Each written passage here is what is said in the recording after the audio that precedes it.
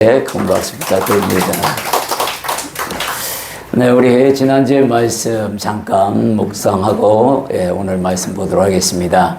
지난주 말씀은 고린도전서 10장 13절의 말씀으로 죄의 유혹을 이겨내라, 이렇게 우리가 함께 이겨내자라는 말씀을 가지고 들었습니다. 우리 고린도전서 10장 13절 다 같이 한 목소리로 암송해 보겠습니다.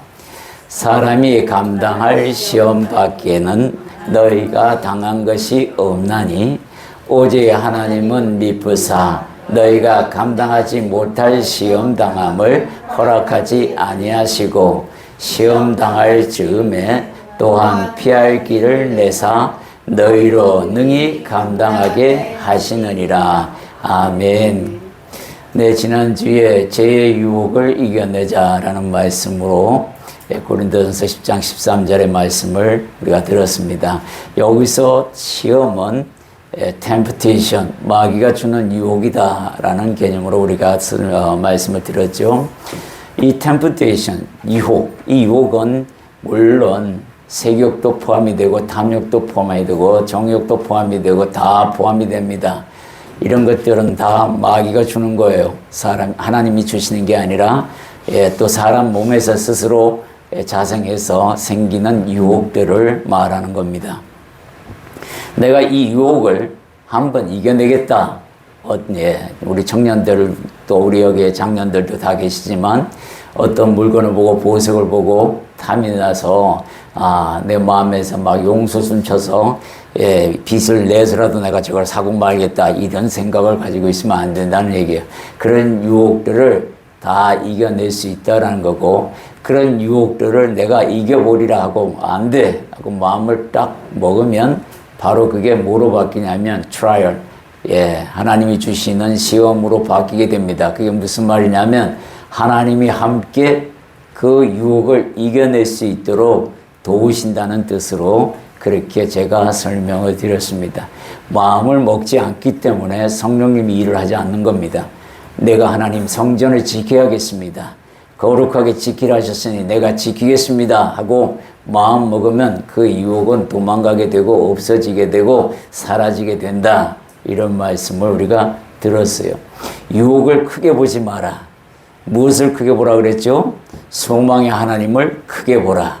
그러면 어떤 것을 더 크게 볼 것인가에 따라서 크게 보이는 것들이 이긴다는 거예요. 그러니까 유혹을 작게 만들어라. 네가 작게 만들기 힘들면 소망의 하나님을 크게 만들어라. 그러면 유혹은 작아지리라. 이렇게 말씀을 여러분들이 들었습니다. 체로키 인디안의 예화를 들었어요. 우리 안에는 두 개의 마음이 있습니다.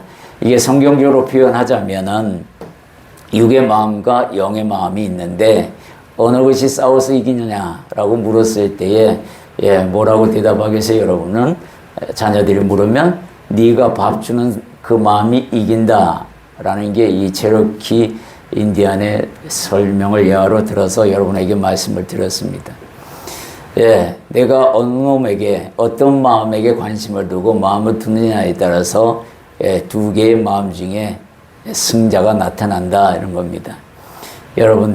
저와 여러분들은 우리 안에 성령을 두셨기 때문에 양심에 따라서 그것을 선택해야 합니다. 영의 마음을 선택해야 한다라는 이야기를 드렸어요. 성경에서 유혹을 이긴 자와 그리고 실패한 자를 살펴보았습니다.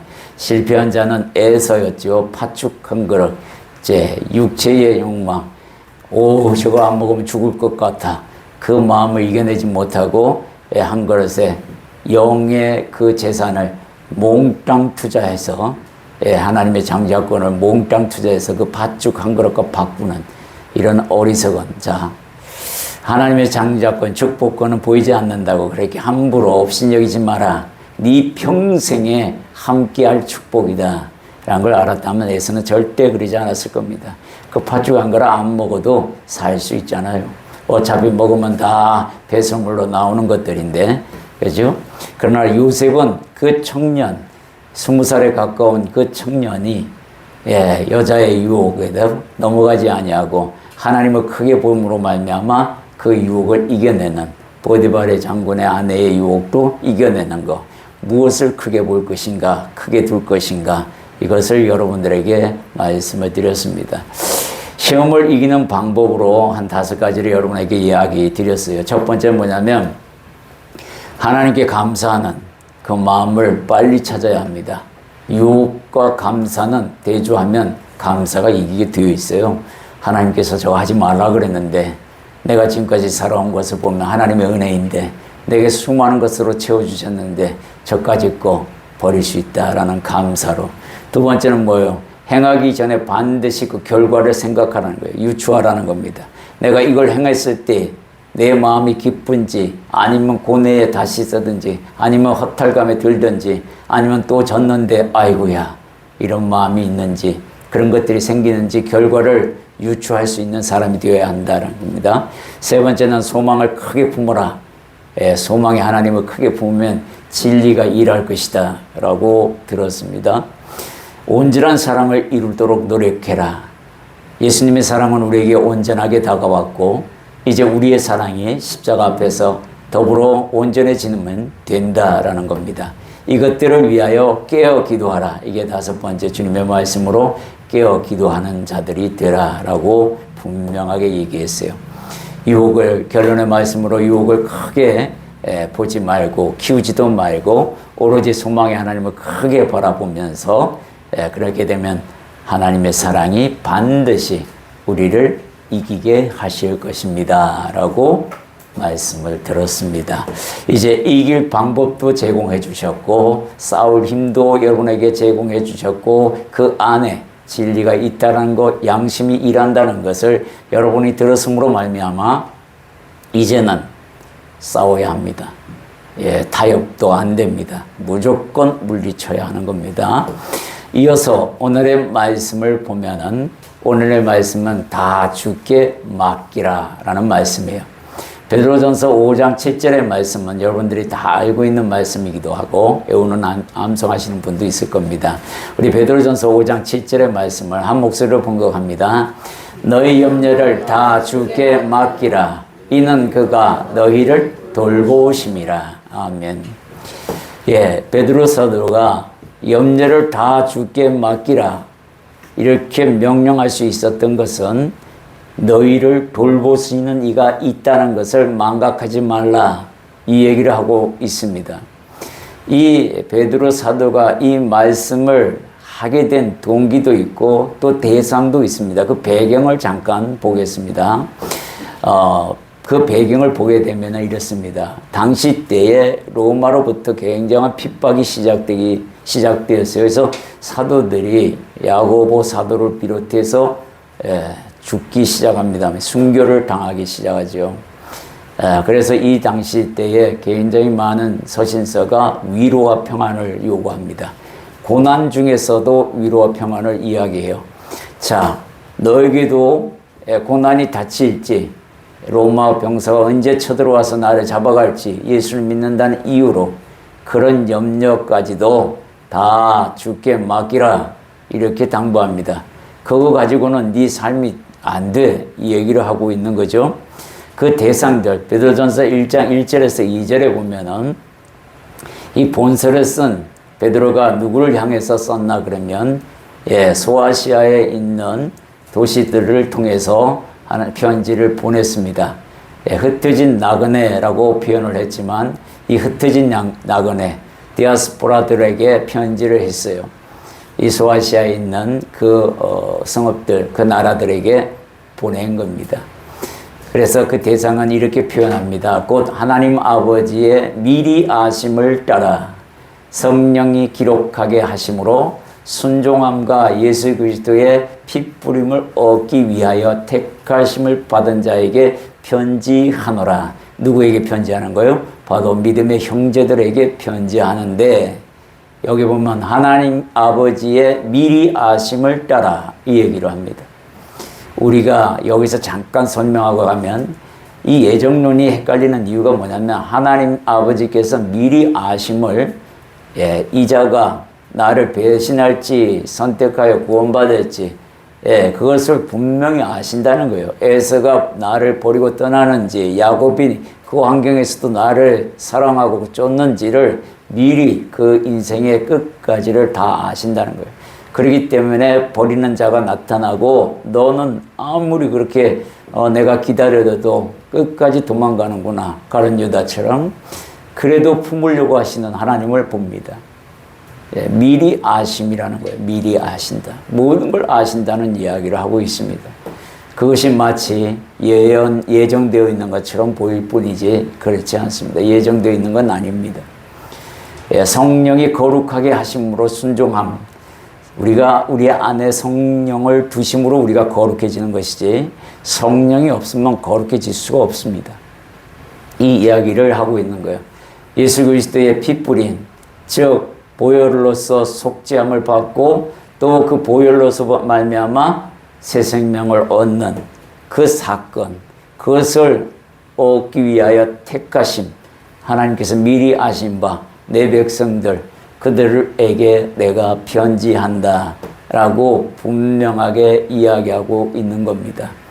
그렇기 때문에 너희들이 이러한 은혜를 받았으니 하나님께 맡겨야 한다. 염려하지 마라. 아무 염려하지 마라. 너를 돌보시는 이가 주무시지도 아니하고 두 눈 부릅뜨시고 아니 7개의 눈을 가지고 너를 감찰하고 계시느니라. 이거 알면 된다라는 거예요. 자, 맡기다의 원어적인 의미를 한번 살펴보도록 하겠습니다. 이 맡기다라는 이 원어적 의미는 뭐냐면 내던지다라는 뜻이에요. 예, 내던져 버리다라는 뜻입니다. 말씀이 너희 염려를 다 주께 맡기라. 이 얘기는 염려를 주님 앞에 던져버려라. 이 얘기는 이렇게 표현하면 우리는 이 어른들을 이렇게 섬기는 마음으로 어떻게 갖다 던져버려. 하나님 앞에 살포시 내려놔야지. 이런 의미로 받아들이는 사람도 있을 겁니다. 이해가 안 된다. 이게 왜 그러냐면 염려도 죄라는 의미로 그렇게 말합니다. 예, 염려를 다 주께 맡기란 말은 십자가에다가 던지라는 거예요. 이 십자가는 죄의 속량을 이야기합니다. 십자가는 죄를 전부 다 짊어진 상태를 예수님께서 짊어진 상태에서 십자가에 못 박혀가지고 그 죄를 다 죽이는 과정에 있는 겁니다. 그러니까 그 십자가 앞에다가 내던지라는 뜻입니다. 던져버리는 거예요. 다시는 죽지 않으려고. 사도 바울은 뭐라고 얘기합니까? 이 세상의 모든 것들을 내가 다 배설물로 여기고 그것들을 다 버리겠다고 작정하고 버립니다. 그리고 예수를 아는 지식이 가장 고상함으로 그걸 다시 내 마음에 내 머리에 채우겠다. 이런 도전의식을 가지고 덤벼듭니다. 그런 사람에게는 사탄이 이길 수가 없는 거잖아요. 이 염려조차도 배설물로 여기고 다 맡기는 겁니다.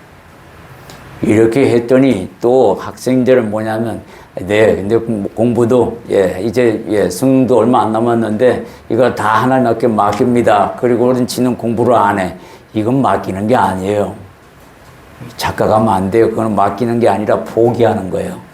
그렇게 하면 안 됩니다. 그런 거를 그렇게 하라는 개념이 아니라 내가 최선을 다하고 나를 위하여 하나님이 나를 위하여 일하시는데 나도 하나님을 위해서 뭔가 이 땅에서 만들어 봐야겠다.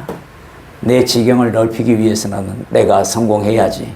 그런 마음을 가지고 세상 일을 덤벼들고 공부를 하고 투자를 하고 한다 그런다면 그 염려는 주님께서 받아들입니다.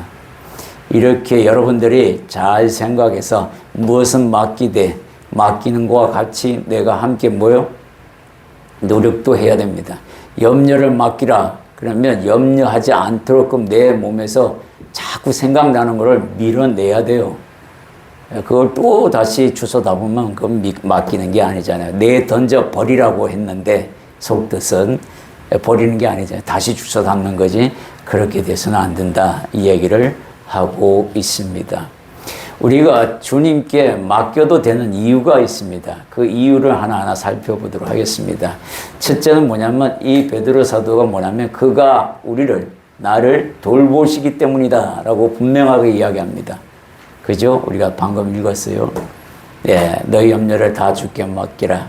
그가 너를 돌보심이라. 이렇게 말씀하신 이 돌보심, 이걸 알면 맡길 수 있다는 겁니다. 이걸 모르기 때문에, 이걸 인정하지 않기 때문에 맡기지 못한다라는 거죠. 시편 95편 7절의 말씀을 우리 한 몫으로 봉독합니다. 그는 우리의 하나님이시요 우리는 그가 기르시는 백성이며 그의 손이 돌보시는 양이기 때문이라. 하나님이 목자 되시는 그런 관계예요. 그러니까 내가 바른 길로 걸어가는데 이 양은 자꾸 눈이 어두워서 쓸데없는 곳에 자꾸 간다고 하잖아요. 그래서 앞에 가는 양 꽁무니를 보고 간다 그래요. 그냥 앞에 있는 양이 잘못 가면 뒤에 있는 양도 잘못 가게 되는 거죠. 이런 무리들의 속성이 있는데 하나님의 손길을 느끼면서 가야 그의 돌보심을 알 수 있다, 이 얘기를 하고 있습니다. 욥기에서도 똑같이 비슷하게 얘기해요. 욥기 23장 10절 함께 있습니다. 그러나 내가 가는 길을 그가 아시나니 그가 나를 단련하신 후에는 내가 순금같이 되어 나오리라. 내 가는 길, 아까 말씀했죠. 하나님이 우리의 삶을 다 미리 아시는 바와 같이 내 가는 길을 다 아신다. 그렇기 때문에 나를 돌보시는 분이다. 이거 여러분들이 믿으셔야 해요. 그래야 맡길 수 있습니다. 이거 안 믿어지니까, 이걸 내 것으로 아직 소화시키지 못하니까 못 맡기는 거라고 생각이 됩니다. 아이들의 성장을 여러분들이 지켜봅니다. 부모님들이 항상 염려와 근심거리로 봅니다.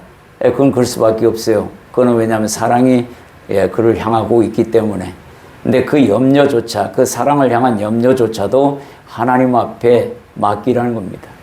네가 자식을 돌볼 수 있느냐? 절대 돌보지 못합니다. 어느 나이까지는 할 수 있죠. 왜냐하면 그 아이가 자라기까지는 우리의 보호 아래 있으니까. 하나 이제 청소년기를 지나서 어른의 나이가 돼버리면 그때는 우리가 컨트롤할 수가 없습니다. 하나의 인격체로서 우리가 존중해 줘야 합니다.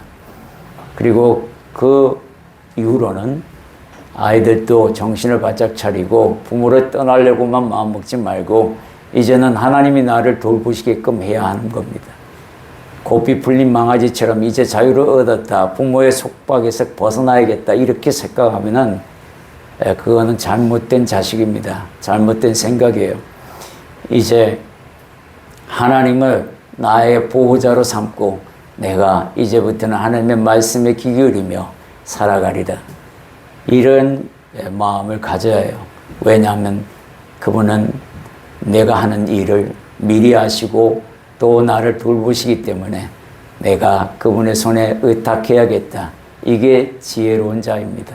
솔로몬의 지혜도 거기에서부터 나왔던 겁니다. 항상 그 마음을 잊지 말고 가야 한다라는 거예요. 두 번째는 뭐냐면 신뢰할 수 있는 자가 맡깁니다. 하나님을 신뢰할 수 있느냐라는 문제예요. 보이지 않기 때문에 우리는 막말을 많이 합니다. 사실은. 하나님을 대상으로 농담도 합니다. 그렇게 하는 거 아닙니다. 함부로 입에 놀릴 수 있는 대상이 아니에요. 신뢰할 수 있는 자만이 맡길 수 있다. 이사야서 26장 4절에 보면 우리 함께 봉독합니다. 너희는 여호와를 영원히 신뢰하라. 주 여호와는 영원한 반석이시미로다. 내가 어떤 반석 위에 올라가 있는지 안다 그러면 그 반석을 욕되게 하는 말이나 생각이나 마음을 품었거나 행동을 해서는 안 된다는 거예요. 반석이 왜 반석입니까? 흔들리지 않는 게 반석이에요. 깨지지 않는 게 반석입니다. 어떻게 망치로 두드려 패도 깨지지 않는 게 신뢰예요. 그게 반석입니다. 신뢰는 그렇게 해야 합니다. 누가 옆에서 아무리 거짓말을 해가지고 그 상대방을 험뜯고 욕하고 뭘 하더라도 그 사람에 대한 신뢰가 있으면 그거는 다 무용지물이 됩니다. 신뢰가 없기 때문에 생기는 현상들이 상당히 많습니다. 우리가 하나님을 신뢰해야 합니다. 사람은 신뢰할 수 있는 존재가 아니죠. 하나님을 신뢰할 수 있는 존재가 되어야 합니다. 그리고 그분은 영원히 또한 우리와 함께 하신다고 약속을 했습니다. 이 말씀도 신뢰하셔야 해요. 그래야 맡길 수 있다라는 겁니다. 여러분들이 내 인생에서 몇 프로를 내가 맡길 수 있을까? 여러분 한번 생각해 보십시오. 내가 맡길 수 있는 퍼센테이지가 지금 내 인생에서 몇 프로인가? 다인가 50%인가? 왜 50%만 있다 그러면 50% 미만이라면 왜 내가 못 맡기고 있는 건가? 우리가 신뢰할 수 있는 이유가 있어요. 첫 번째 뭐냐면 주님은 나의 머리털까지도 다 세시고 계신다는 그 이야기를 하고 있습니다. 주님은 나의 머리털까지도 세신 바 됐다. 이 말은 뭐냐면 내 마음에 조그만 티끌의 염려나 모든 것들을 가지고 다 살펴본다는 이야기예요. 하나도 놓치지 않고 다 살펴본다는 거예요. 주님이 다 살펴봤어요. 내 마음을, 여러분의 마음을. 근데 한 가지 딱 보니까 하나님 마음을 아프게 한 게 하나 있네. 예, 그런 것을 여러분이 알고 있을 겁니다. 내가 이것 때문에 하나님을 아프게 하고 있다라는 거. 그거 다 양심을 통해서 다 드러나요. 본인들이 그걸 안 들으려고 하고, 밝히 보면 내가 불편하니까 저 뒤편으로 감춰놓는 것이지, 하나님은 다 알게 합니다. 그것을 신뢰할 때에 맡길 수 있다라는 거예요. 하나님이 내 모든 것, 나의 머리털까지도 다 세시고 계시는 그 하나님은 내가 신뢰합니다. 그때 맡길 수 있다라는 거예요. 마태복음 10장 28절에 28절에서 31절까지 그 말씀이 나왔는데 30절에 보면 너희에게는 머리털까지 다 세신 바 되었나니 라는 말씀으로 주님께서 직접 하나님에 대해서 이야기하고 계셔요. 그분을 신뢰해라. 신뢰하면 너를 도울 것이다. 이 이야기를 하고 있어요. 신뢰를 깨는 일은 우리가 하지 하나님은 하시지 않습니다. 두 번째는 우리의 마음까지도 살피신다는 믿음이 있어야 해요. 그걸 인정해야 합니다. 여러분 마음까지 다 살피신 거 인정하세요. 히브리서 기자는 4장 12절에 이렇게 말씀하고 있습니다. 함께 봉독합니다. 하나님의 말씀은 살아있고 좌우의 날선 어떤 것보다도 예리하여 혼과 영과 및 관절과 골수를 찔러 쪼개기까지 하며 또 마음의 생각과 뜻을 판단하나니. 이 마음과 생각을 다 판단하시는 분이 주님이세요. 제가 말씀드렸어요. 마귀는 우리의 마음을 감찰해 못해요. 그조차도 생각이 안 하면 곤란합니다. 마귀는 우리의 마음을 감찰 못합니다. 하나님만이 할 수 있어요. 하나님만이 내 마음에 또 내 생각을 감찰합니다. 마귀가 감찰하는 것처럼 보여요. 이건 이유가 있어요. 뭐냐면 마귀가 유다에게 무슨 생각을 넣었죠? 예수를 팔 생각을 넣었기 때문에 자기가 넣은 것은 압니다. 저놈의 행동을 보고 뭐요? 저게 실천할지 말지를 보는 거예요. 실천할지 말지까지 판단하는 것은 하나님이 또한 아시지만 마귀는 모릅니다. 그래서 뭐예요? 우리의 생각을 판단해서 버려야 될 건 버리고 취할 건 취해야 되는 거예요. 마귀가 주는 거, 내 안에서 자생하는 거 구분하여 하나님이 주신 거와 비교해서 아닌 것은, 하나님이 주신 게 아닌 것은 버려야 한다. 이 이야기를 하고 있어요. 마귀가 꼭 내 마음을 아는 것 같아요. 이유가 있어요. 왜냐하면 내 몸에다가 육체의 소욕을 심어놨어요. 이거는 꼭 시한폭탄 장치처럼 심어놨기 때문에 언제 폭발할지 모릅니다. 이거를 끌 수가 있습니다. 끌 수 있는 능력을 하나님이 부어주셨다라는 거예요. 그게 바로 양심과 성령님이세요. 이것을 우리에게 분명하게 이야기합니다. 양심이 작동 먼저 합니다. 그리고 거기서 결정하면 선한 하나님 말씀대로 결정했다 그러면 성령님이 열심히 도우십니다. 또 판단이 아리까리하면 성령님께 요구하면 성령님이 도우십니다. 이걸 판단하라, 이걸 결정하라, 이런 것들을 알려주시는 거예요. 이 마음과 생각들에 대해서 혼돈을 가지면 안 됩니다.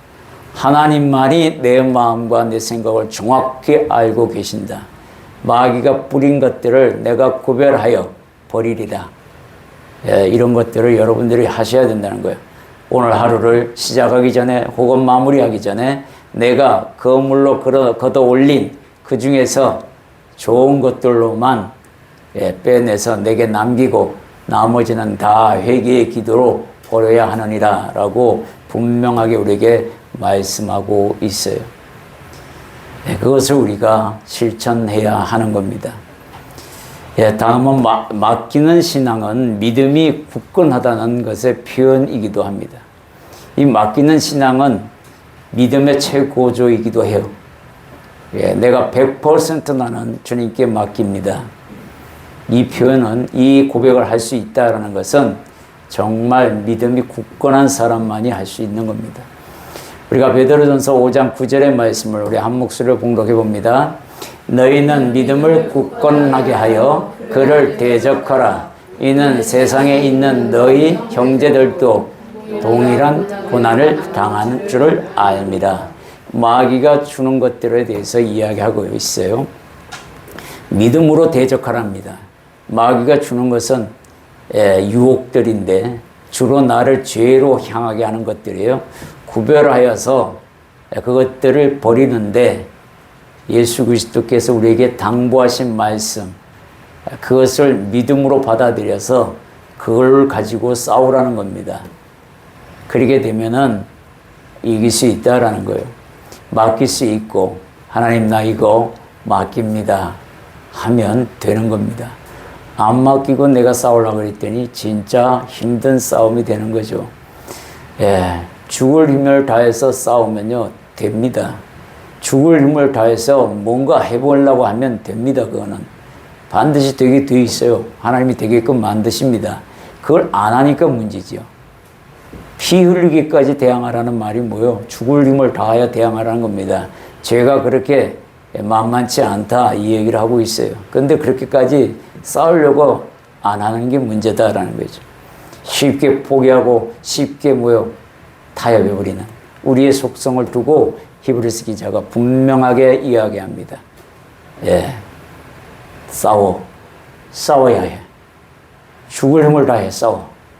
이 이야기를 하고 있는 겁니다. 맡기는 자, 다음 맡기는 자의 상급과 맡기는 삶의 본이 된 사람들을 한번 살펴보도록 하겠습니다. 먼저 상급은 뭐냐면요. 첫째는 평안하다는 겁니다. 맡기면 평안이 찾아오게 되어 있습니다. 여러분들이 평안하지 못하다는 것은 못 맡기기 때문에 그래요. 맡기면 평안하게 오게 돼 있고, 안 맡기면, 못 맡기면 두려움이 찾아옵니다. 왜냐면 두려운 인생 살지 말라는 거예요. 쉽게 얘기하면 맡기란 얘기는 두려운 인생 살지 말고 평안한 인생 살아라. 이 이야기를 우리에게 이 사도 베드로가 이야기하고 있고요. 둘째는 승리의 면류관을 주기 위해서 주님께서 말씀하는 겁니다. 맡기면 이길 수 있습니다.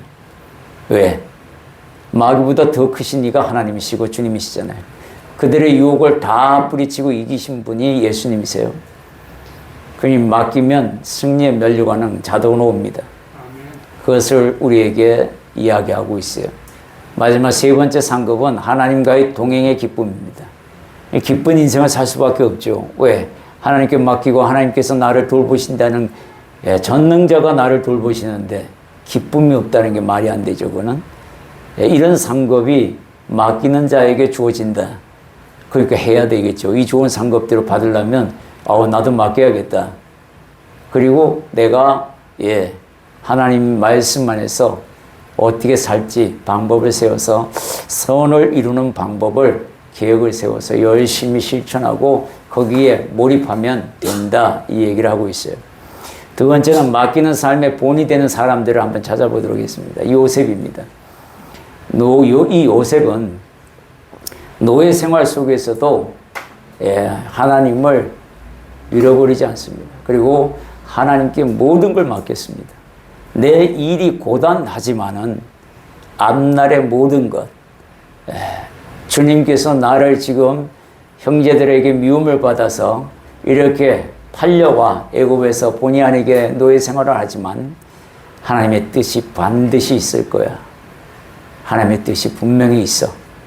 하나님께 내 인생을 맡기고 그가 이끄는 대로, 그게 사망의 음침한 골짜기라 할지라도 하나님의 뜻이 있을 거야. 반드시 그 골짜기에서는 빛을 주실 거고 어둠을 물러가게 해서 나로 하여금 넘어지지 않게 하실 거야. 그 맡기는 믿음이 있었기에 요셉이 형들을 용서하고 하나님께서 이렇게 나를 먼저 이곳에 보내셨습니다 라는 고백이 나올 수 있는 겁니다. 다윗은 사울왕에게 쫓기는 삶이었어요. 언제 죽을지 모릅니다. 암살자들이 언제 나타나서 자신의 목숨을 앗아갈지 모르는 상태에서요, 하나님께 그 모든 염려를 맡겼습니다.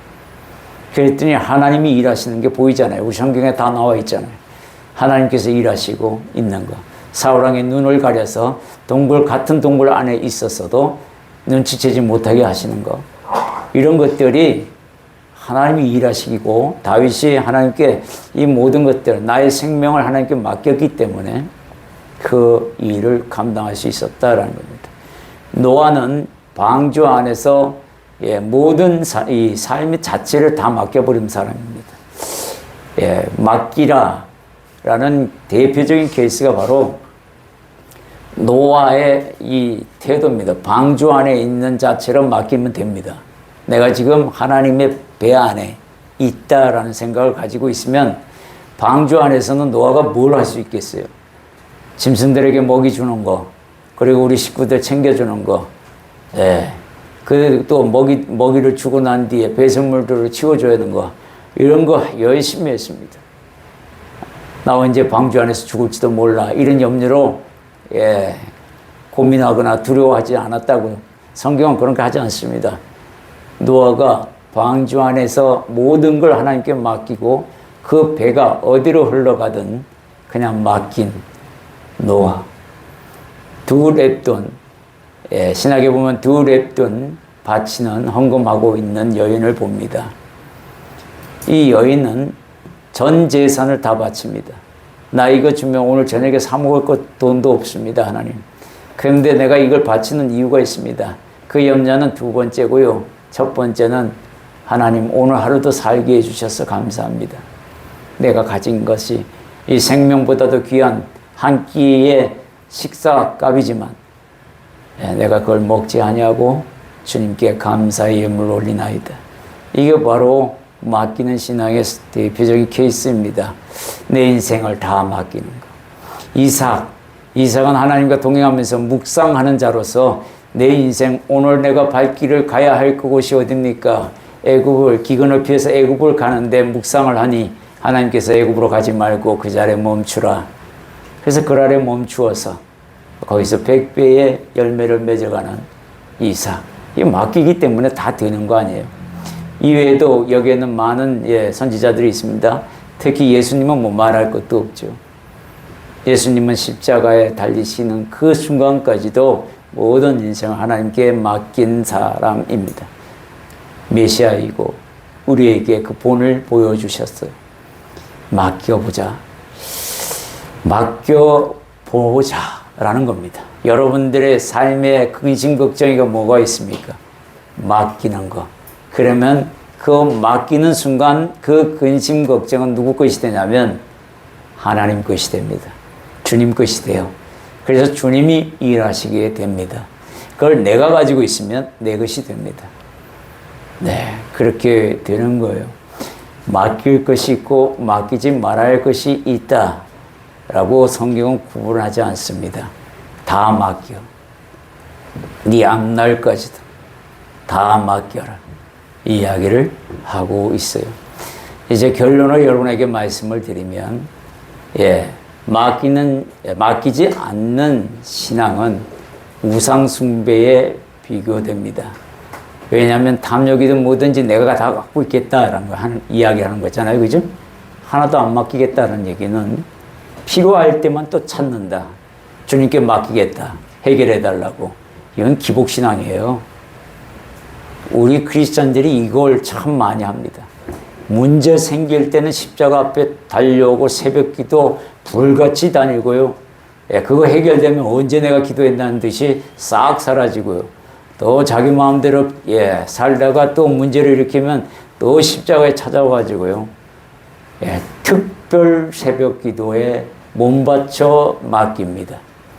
우리 주님은 또 그 사랑을 받아들여서 해결해 줍니다. 저 같으면 안 해줍니다. 근데 주님은 하셔요. 그죠? 그러니까 또 다음에 일 생길 때 올 거지? 그때 보자 하고 보내시는 거죠. 그죠? 그럼 또 그때 일하겠죠. 미성숙한 믿음 가지고는 마지막 때에는요, 핍박이 옵니다. 초대교회 때 핍박 그 이상으로 온다고 그랬어요. 그때 못 견딥니다. 기복신앙 갖고 절대로 못 견딥니다. 그렇기 때문에 평상시에 기도 많이 하시고 말씀 많이 보시고 하나님과 관계를 돈독히 해놔야 해요. 예, 그러면 특별 새벽 기도는 가치가 있게 되고 빛나게 됩니다. 야, 네 특별한 문제 나한테 이미 다 맡겼는데 뭔 특별하다고 또 이러냐. 이렇게 말씀하실 정도의 음성을 들어야 한다라는 거예요. 맡기는 신앙은요, 나와 주님이 하나 되는 신앙입니다. 하나님 내 마음 아시죠? 딱 이 한마디만 그래야 한다. 이러면 얼마나 좋아요. 서로 소통되고, 그죠? 제가 주님의 마음을 압니다. 그래서 오늘 이 일을 내가 그만두려고 합니다. 그 유혹. 그래, 내가 도우마. 하나님이 인정하신다는 거죠. 하나 되는 방법이에요. 또한 맡기는 믿음은 나를 그분의 기준으로 점검할 줄 아는 신앙으로 바뀝니다.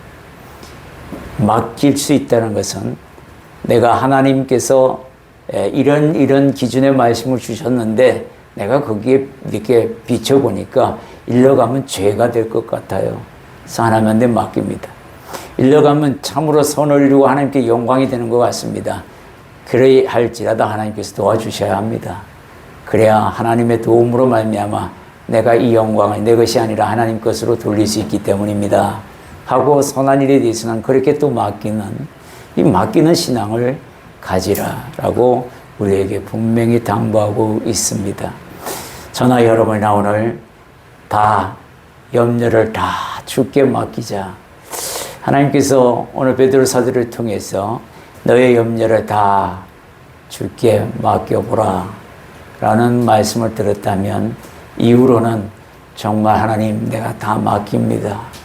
이렇게 고백할 줄 아는 저와 여러분이 되기를 소망합니다. 정리해 드리겠습니다. 자, 다 주께 맡기라 라는 제목으로 베드로전서 5장 7절의 말씀을 저와 여러분 이야기를 들었습니다. 본서의 배경에 대해서 로마 시대의 그 핍박에서 오는 두려움, 그런 것까지 다 염려로 맡길 수 있습니다. 이렇게 핍박, 외부의 공격에 대한 핍박은 쉽게 맡길 수 있어요. 그죠? 그런데 내 안에서 자생하는 염려는 참으로 어렵습니다. 이런 고백이 나올 수 있어요. 그래도 맡겨야 합니다. 맡긴다는 원어적 뜻은 다시는 찾지 않겠다는 뜻이 또 함께 포함이 되어 있어요. 그래서 던져버리는 겁니다. 그런 행위로 맡기라고 이야기하고 있어요. 다시 주워 삼지 마. 이거 이야기하고 있습니다. 주님께 맡겨도 되는 이유는 뭐냐면 바로 주님이 너를 돌보시기 때문이다 라는 사고예요. 믿음이에요. 이걸 가지고 있어야 하고 신뢰할 수 없는 자는 절대 맡기지 못합니다. 그렇기 때문에 신뢰할 수 있는 믿음이 되어야 돼요. 하나님을 바라볼 때, 이 십자가를 바라볼 때 내가 십자가를 신뢰합니다. 신뢰할 수 있는 이유가 주님은 나의 머리털까지도 다 세신 바 되기 때문에 그렇습니다 하고 고백이 되어야 한다는 거예요. 우리 마음까지도 다 감찰하시고 생각까지도 다 살피시는 하나님이시기에 제가 맡기겠습니다. 이렇게 우리가 들었습니다.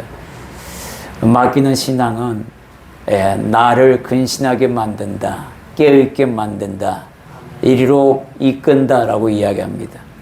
근신하다는 얘기는 내가 하나님 앞에 다 맡겼다 할지라도 나는 여전히 육체 가운데 갇혀 사는 존재이기 때문에 언제 어느 순간에 또 다른 염려가 찾아올지 모르기 때문에 늘 깨어있으라고 이야기하는 겁니다. 맡기는 신앙은 믿음이 굳건하다는 표현입니다. 내가 맡길 수 없다, 맡기지 못한다, 이 말은 내 믿음이 굳건하지 못하다 이 얘기고, 그렇다면 대적에게 대항해봐야 난 늘 넘어질 수밖에 없는 존재구나, 이렇게 포기하지 말고, 그렇게 되면 어떻게 돼요? 더 말씀을 열심히 배우고, 더 열심히 예배에 참석하고, 더 열심히 기도하고, 더 열심히 하나님의 마음이 무엇인지 헤아려 보려고 뛰어다녀야 한다는 거예요. 이걸 여러분에게 요구하고 있는 겁니다. 맡기는 자의 상급, 맡기는 자의 삶의 본이 된 사람들이 있었어요. 상급으로는 평안이 주어지고, 승리의 면류관이 주어지게 되고, 또 하나님과의 동행의 기쁨이 주어지게 된다. 이런 상급이 딱 있는데 이거 싫어할 사람 여기 아무도 없을 겁니다. 여러분들이 다 가지고 싶은 것이고 이 땅에서 누리고 싶은 것들이면 맡기면 됩니다. 두 번째, 맡기는 삶의 본이 된 사람들을 보겠습니다. 보면 우리가 요셉도, 또 다윗도, 또 노아도, 그리고 이삭을, 그리고 예수님, 이 모든 분들이 다 맡기는 신앙을 갖고 있었고, 하나님을 신뢰하고 하나님께서 나의 인생을 미리 아신 바 되었기에 나를 반드시 이곳에서 승리케 하시리라는 그 믿음이 있었기 때문에 맡겼다라는 겁니다. 노아가 방주 안에서 모든 걸 맡기듯이 우리 모두가 십자가 안에서, 주님 안에서 모든 걸 맡길 수 있는 자가 되어야 하며, 그 안에서 뭐예요? 하나님이 주어진 명령을 따라 열심히 일하는 노아의 그 모습을 상기하며 우리 모두가 그와 같은 맡기는 신앙이 될 수 있기를 소망합니다. 아멘. 우리 다 같이 결단하며 오늘 말씀 들으신 거에 대해서 결단해서 다 주께 맡기겠나이다. 맡기면 이런 상급을 주신다 하오니 내가 맡기겠나이다. 하나님 도와주옵소서. 하나님 앞에 우리가 결단하고 나가도록 하겠습니다. 기도하겠습니다. 하나님 감사합니다. 주님, 오늘도 주님의 은혜와 사랑으로 품으시고 맡기라 하셨으니 맡기는 신앙이 되기를 원합니다. 맡기는 믿음이 되기를 원합니다. 맡겨보겠습니다. 그리고는 하나님의 말씀을 내가 향하여 질주하겠나이다. 최선을 다하여 달려가겠나이다. 하나님께서 달리는 내 앞에 장애물을 두지 않으시겠다고 말씀하셨고, 걸려 넘어지는 것들을 다 치워주시겠다고 말씀하셨으니 나는 오로지 십자가 안에서, 노아가 방주 안에서 모든 걸 하나님께 맡겼듯이 나도 주 안에서 그런 것을 다 맡기겠나이다. 다짐하고 나아갈 수 있게 도와주소서. 그렇게 다짐하는 주님의 백성들을 기억하여 주옵소서. 함께 동행하여 주시기를 원합니다. 함께 하옵소서. 사랑의 주님, 우리를 사랑으로 품으시며 십자가 안으로 인도하신 하나님, 이제 오늘 다 주께 맡겨야 하는 이유가, 노아가 방주 안에서 그 방주가 어디를 향해 가든 내 몸을 싣고 있는 그곳, 하나님께서 그 방주를 이끌어 가신 것에 다 맡긴 그의 모습을 본받기를 원합니다. 맡기는 자에게 내가 평안을 주노라. 맡기는 자에게 승리의 면류관을 주리라. 맡기는 자에게 하나님과 동행의 기쁨을 주리라. 이 상급을 바라보는 주님의 백성들 하나님께서 도와주시고 지켜주시고 돌보아 주옵소서. 오늘 하나님이 주신 그 모든 것들을 다 맡길 수 있게 성령의 능력으로 공급하여 주시고 또 함께하여 주시옵소서. 결단한 그 심령 위에 성령의 기름을 부어주실 줄 믿사오며 예수님 이름으로 기도드립니다. 아멘. 우리 에사야 찬송가 620장